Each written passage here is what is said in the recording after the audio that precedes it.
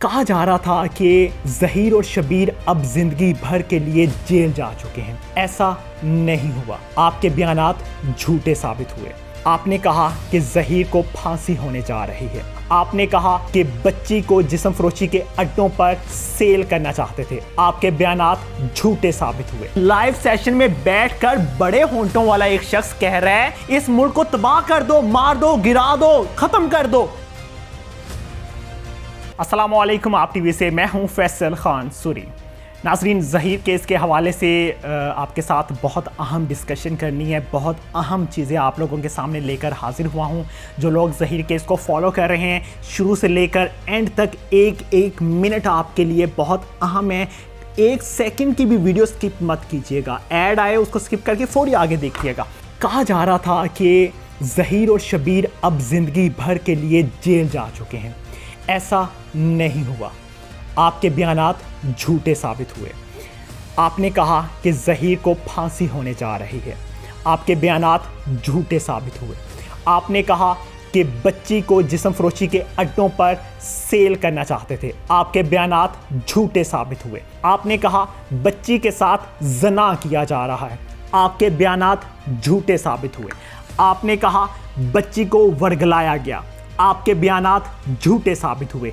अब एक तहरीर आपके सामने पेश करने जा रहा हूं। जो अदालती फैसला आया उस फैसले में क्या लिखा हुआ है, ये अदालत की तरफ से तहरीर लिखी गई है कि ज़हीर और शबीर किसी गैंग के साथ ताल्लुक़ नहीं रखते, ना ही इन पर कभी FIR काटी गई और ना ही ये किसी जुर्म का हिस्सा बने।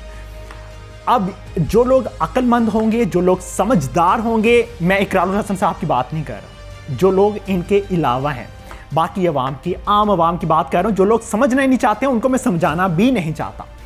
जो लोग समझना चाहते हैं वो समझें, पढ़ें इसका स्क्रीनशॉट लेके रख लें और अपने घर वालों को बताएं, अपने इर्द गिर्द के लोगों को बताएं कि हकीकत ये थी।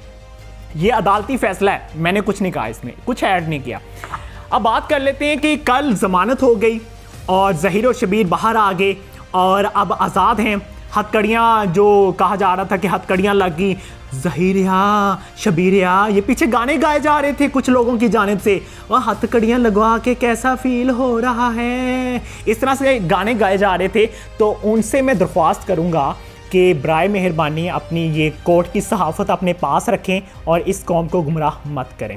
अब कल बहुत अहम सीन सामने आया हमारे, मेरे ज़राए ने बताया मुझे, मेरे सोर्सेज ने बताया मुझे कि जब पता चला परी जो कि मिसिस ज़हीर हैं, उनको मालूम पड़ा कि ज़हीर और शबीर वापस आ चुके हैं, यानी कि ज़हीर उनका शौहर जेल से रहा हो चुका है। तो परी के जो एक्सप्रेशन से फेस एक्सप्रेशन थे वो बहुत यूनिक किस्म के थे, बहुत अलग थे। आम रूटीन में वो ना ज़्यादा बात करती है, ना ज़्यादा बोलती है किसी से, ना ज़्यादा किसी के साथ कोई बात डिस्कस करती, ना किसी से शेयरिंग करती है। अब कल ये हुआ है कि जब पता चला उसको, तो उसके एक्सप्रेशन ही बहुत चेंज थे। उसने बहुत ही ना जज्बे के साथ कहा, वाह यही होना था, ज़हीर ने वापस आना था, ज़हीर ने मेरे साथ गलत नहीं किया, इस कौम ने हमारे साथ गलत किया है, इस गंदे घटिया मुआशरे ने हमारे साथ गलत किया है। जब परी को मालूम पड़ा, उसने कहा कि मैं ज़हीर की हूं, ज़हीर की रहूंगी और ज़हीर के साथ निकाह कर चुकी हूं, और बहुत खुश हुई। खुशी के आंसू उसके टपक पड़े अचानक से, आंखों से आंसू नीचे गिरे। तो आंसू नीचे गिरने से पहले उसने एक जोरदार आवाज दी, ज़हीर मैं तुम्हारे पास आ रही हूं बहुत जल्द। अब इससे साबित होता है कि जैसे ही अदालत में पेश किया जाएगा परी को, तो उस दिन परी कहेगी कि मैं ज़हीर के साथ जाना चाहती हूं। बहुत से लोग कह रहे होंगे कि ये ना अपने व्लॉग्स के ज़रिए वर्गलाते हैं, बच्चों में ये चीज़ें फैलाते हैं कि आपने भाग के शादी करनी है।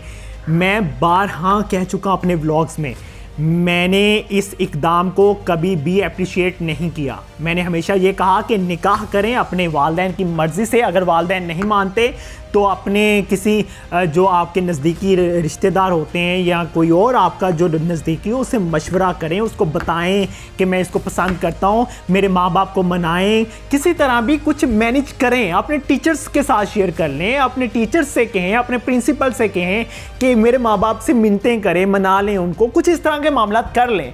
मैं अब जो दूसरा पॉइंट आपके साथ शेयर करना चाहता हूं, बहुत अहम पॉइंट है, इसको आपने तवज्जो के साथ सुनना है और इस वीडियो का क्लिप निकाल के ज़्यादा से ज़्यादा शेयर करना है, क्योंकि ये वो पॉइंट है जो हमारे मुल्क के पाकिस्तान, इस्लामी जमहूरियत पाकिस्तान, जो ला इलाहा इल्लल्लाह मुहम्मद रसूलुल्लाह की बुनियाद पर बना था पाकिस्तान, उस पाकिस्तान को तोड़ने की साजिश की जा रही है। बहुत बड़ी साजिश की बदबू आ रही है, बहुत बड़ा प्रोपेगेंडा सामने आया है, वो भी लाइव सेशंस के जरिए। लाइव सेशन को जरिया बनाया गया, ज़हीर केस को जरिया बनाया गया कि इसको जरिया बना के पाकिस्तान को तोड़ा जाए, पाकिस्तान को दो हिस्सों में तकसीम किया जाए, पाकिस्तानी एजेंसियों को ललकारा जाए, पाकिस्तानी अदालतों को ललकारा जाए, पाकिस्तानी अदालतों से कहा जाए कि आप इंसाफ नहीं दे सकती, पाकिस्तानी एजेंसियों से कहा जाए कि आपसे 5 से 6 लोग नहीं संभाले जा रहे। अब वो क्लिप जरा पहले मुलाहिजा फरमाएं जरा। हमें ना ये मुल्क चाहिए, अगर हमें तो आज भी कोई ले जाए ना बहर के मुल्क, मैं तो कहता हूँ कि हम थूक कर चले जाएं। ये वो साहब का एक लाइव सेशन है जिनको बहुत से यूट्यूबर, मैं नहीं कहता, मैंने कभी किसी शख्स को उल्टे नाम से नहीं पुकारा, ये बाकी लोगों ने जो नाम रखे हुए उस नाम से मैं पुकारूंगा। उनको जाली डॉक्टर भी कहा जाता है, डंगर डॉक्टर भी कहा जाता है कि डॉक्टरों के चोरी किए हुए हेडफोन यूज कर लेते हैं, वो अपने कानों में लगा के बैठ जाता है लाइव सेशंस में। तो मेरा उनसे पहले इख्तलाफ नहीं था, ना मैंने कभी सुना उनको। जब मेरे पास वो क्लिप आया जिसमें उनके लाइव सेशन में बैठकर बड़े होंठों वाला एक शख्स कह रहा है कि हमें ये पाकिस्तान नहीं चाहिए, हमें ये मुल्क नहीं चाहिए, हमें इस मुल्क से कोई सरोकार नहीं है, हमें इस मुल्क से कोई प्यार नहीं है, इस मुल्क ने हमें कुछ नहीं दिया, इस मुल्क को तबाह कर दो, मार दो, गिरा दो, खत्म कर दो, इस तरह से अल्फाज इस्तेमाल किए गए हैं। मैं अपनी एजेंसियों से कहूँगा इस क्लिप को सेव कर लीजिए सर अपने पास। मैं अपनी पुलिस से कहता हूं इस बंदे को ढूंढें, ये अपने थानों में तस्वीर लगा दें इस बंदे की, इस बंदे को किसी तरह पकड़ें, पता चले कि ये चाहता क्या है, कौन सा प्रोपेगेंडा किया जा रहा है इस केस के पीछे।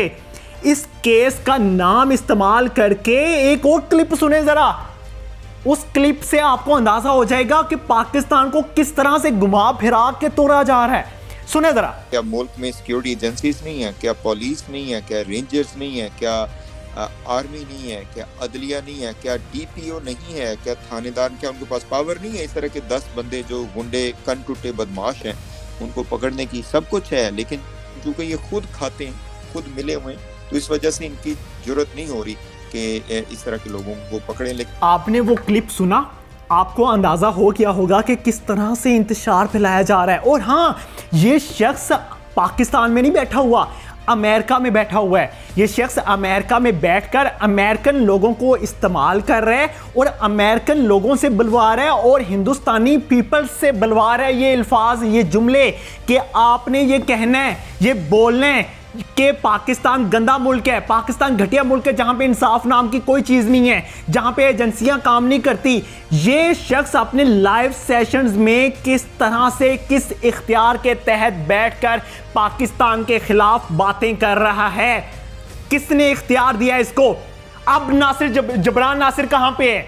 अब वो शख्स कहां पे है जिसने हमारी आवाजें बंद करवाने की कोशिश की, नाकाम कोशिश की, लेकिन कोशिश पूरी हो गई थी उनकी। अब वो शख्स कहां पे है जो नोटिस लेकर गया था कि भाई इन लोगों की आवाजें बंद करो, इनसे कहो कि काज़मी साहब की फैमिली का नाम नहीं लेना, बच्ची का नाम नहीं लेना। अब वो शख्स कहां पे जो इनको सपोर्ट कर रहा है? ऐसा कैसे हो सकता है कि आपके नॉलेज में ना हो और वो शख्स आपकी पार्टी को सपोर्ट कर रहा हो? और ये शख्स हिंदुस्तानी लोगों से ये बुलवा रहा है सब कुछ, और अमेरिकन पीपल से बुलवा रहा है। वहाँ के जो रहायशी हैं, वहाँ के जो लोग हैं, वो जिनको उर्दू समझ आती है या पंजाबी समझ आती है या इंग्लिश समझ आती है, उन लोगों को पढ़ाता है, ये समझाता है, स्क्रिप्ट देता है कि आपने ये बोलना है मेरे लाइव सेशन में आके, आप ये बोलोगे तो मैं फेमस होऊंगा। मैं इस शख्स को पहले नहीं जानता था, मुझे फिर बाद में पता चला ये डंगा डॉक्टर है, ये डॉक्टर अपनी चेयर पर बैठकर, मैं इसके चैनल का नाम इसलिए नहीं ले रहा क्योंकि मैं किसी को फेम देने के लिए यहाँ पे नहीं बैठा हुआ, मैं अगर इस मुल्क पाकिस्तान को तोड़ने की साजिश की जाएगी तो उसके खिलाफ खड़ा हूँगा, और वो भी ज़हीर का केस इस्तेमाल करके। अब मैं अपनी एजेंसियों से अपील करता हूं, अपनी अदालतों से अपील करता हूं कि फिल फॉर नोटिस लिया जाए, इस शख्स को नोटिस भेजा जाए, इस शख्स को गिरफ्तार किया जाए और अमेरिका में बैठकर किसी को साजिश करने की इजाज़त ना दी जाए। आज अगर एक शख्स इस तरह से करेगा, जिस तरह से पहले हमारी कुछ पार्टी के जो लोग थे वो भी इस तरह से बाहर ममालिक में बैठ के और कॉल्स पे जलसे किया करते थे, उस तरह से आज पाकिस्तान में ये सब कुछ हो रहा है, पाकिस्तानी लोग देख रहे हैं, पाकिस्तान को तोड़ा जा रहा है। तो मैं आप सब से अपील करता हूं कि आप सब एक्शन लें इसके खिलाफ। और हाँ, मैं अपनी ऑडियंस से अपील करता हूं कि अब जो सच था वो सामने आ चुका है, जो सच आना चाहिए था वो सब कुछ आ चुका है आपके सामने। अब घबराने की ज़रूरत नहीं है। इंशाअल्लाह ताला अल्लाह ताला सच का साथ देते हुए हमें ज़रूर कामयाब फरमाएंगे, और इंशाअल्लाह अल्लाह ताला के करम से इस मुल्क में जितनी एजेंसियां हैं वो हमारे पाकिस्तान के ख़िलाफ़ जो साजिश की जा रही है उसके ख़िलाफ़ एक्शन लेंगी, और हमारे उलमाए इकराम इस पाकिस्तानी कौम में निकाह को आम करवाने की बहुत ज़्यादा काविश करेंगे। और मैं एक और रिक्वेस्ट करना चाहता हूँ कि अब वो शख्स कहाँ पे गायब हो गया, या जो कहा करता था कि मैं अदालतों में जाके बयानात दूंगा, अदालतों में जाके सबूत पेश करूंगा जब वक्त आएगा। भाई वक्त तो ख़त्म हो गया, आप कौन से वक्त का इंतज़ार कर रहे हैं? आप घड़ी चेक कर लें, आपकी घड़ी कहीं पीछे तो नहीं रहेगी। इस शख्स को मैं बहुत इज्जत दिया करता था, बहुत एहतराम करता था यार, ही इज़ अ सीनियर, वो बहुत सीनियर बंदा है, मैं एहतराम अभी भी करता हूँ। लेकिन इख्तलाफ इस बयान पे है कि उस बंदे ने कहा कि जिस्म फरोशी के अड्डे में बेचना था। यार आपकी बेटी बहन बेटी पे कोई इस तरह इल्ज़ाम लगाता तो आप जी पाते? ओए आप तो साजिश कर रहे थे काज़मी साहब के खिलाफ भी, आप तो काज़मी साहब की पूरी फैमिली के खिलाफ साजिश कर रहे थे, उनकी बेटी की तजलील कर दी। आपने कहा कि मैं अदालतों में वो सबूत लेकर जाऊंगा, अब आपने ब्लॉक करने बंद कर दिए। आपने कहा था कि मैं एक एक चीज़ साबित करूंगा, अब आप भेगी बिल्ली बन गए। अब आपके पास कोई बयान नहीं है, कुछ नहीं है आपके पास, ना मीडिया पे आते हैं ना इंटरव्यू देते हैं। अगर आपके अंदर चलें कुछ भी नहीं रहा ना आपके पास, थोड़ी सी शर्म रह गई होगी, थोड़ा सा ज़मीर रह गया होगा आपके अंदर, तो ज़मीर को कहें कि जागे, और अब जो नूर बीबी हैं उनको कॉल करें, उनसे पूछें कि वो कहाँ पे रह रही हैं इस टाइम, किस मजबूरी में रह रही हैं, उनके पास जाएं, उनके पाँव पकड़ लें, कहें नूर बीबी मुझे माफ़ कर दें, हो सकता है कि आपकी आखिरत संवर जाए, कहीं ऐसा ना हो। एक बात आपने एक इंटरव्यू में की थी कि अल्लाह का शुक्र है कि मुझे अल्लाह ने बेटी नहीं दी।